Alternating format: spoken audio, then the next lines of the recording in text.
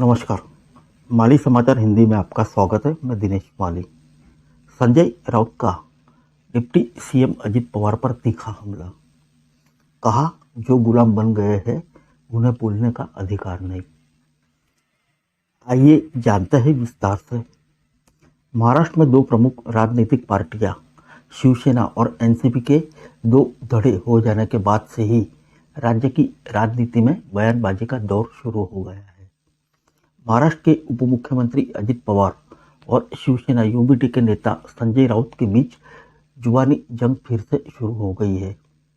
अजित पवार पर कटाक्ष करते हुए संजय राउत ने सोमवार को कहा कि जिन लोगों ने गुलामी स्वीकार की है उन्हें महाविकास आघाड़ी एमयूए के नेताओं पर टिप्पणी करने का कोई अधिकार नहीं है। संजय राउत बोले, जो कायर है उन्हें टिप्पणी का अधिकार ही नहीं। संजय राउत ने टिप्पणी करते हुए महाराष्ट्र के उप मुख्यमंत्री अजित पवार पर हमला करते हुए कहा, जो कायर है उन्हें हम पर टिप्पणी नहीं करनी चाहिए। जिन्होंने गुलामी को चुना है उन पर मुझे ज़्यादा बोलने की जरूरत नहीं है। आगामी लोकसभा चुनाव दिखाएगा कि कौन झगड़ालू है। संजय राउत ने कहा कि महाराष्ट्र का लगातार अपमान हो रहा है, लेकिन सत्ता में बैठे लोग चुप्पी साधे हुए हैं। उप मुख्यमंत्री अजित पवार पर तीखा हमला करते हुए संजय राउत ने कहा कि जो गुलाम हो चुके हैं उन्हें दूसरों की आलोचना करने का क्या अधिकार है। गौरतलब है कि अजित पवार पिछले जुलाई में 8 विधायकों के साथ शिवसेना भाजपा सरकार में शामिल हो गए थे। साथ ही एनसीपी में दो फाड़ के बाद अजित पवार ने एनसीपी और उनके चुनाव चिन्ह पर अपना दावा ठोका था।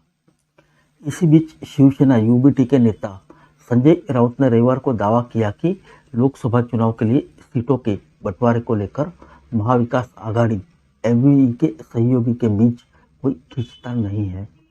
उन्होंने यह भी कहा कि उद्धव ठाकरे के नेतृत्व वाली पार्टी और केंद्र एवं महाराष्ट्र में कांग्रेस के नेताओं के बीच अच्छी समझ है। राउत ने कुछ दिन पहले कहा था कि उनकी पार्टी शिवसेना यूबीटी महाराष्ट्र की 48 लोकसभा सीटों में से 23 पर चुनाव लड़ेगी। इसके बाद कांग्रेस में नाराजगी पैदा हो गई थी।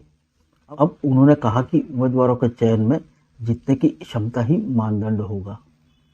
फिर मिलेंगे अगले बुलेटिन में अन्य किसी खबर के साथ। तब तक के लिए इजाजत दीजिए। नमस्कार।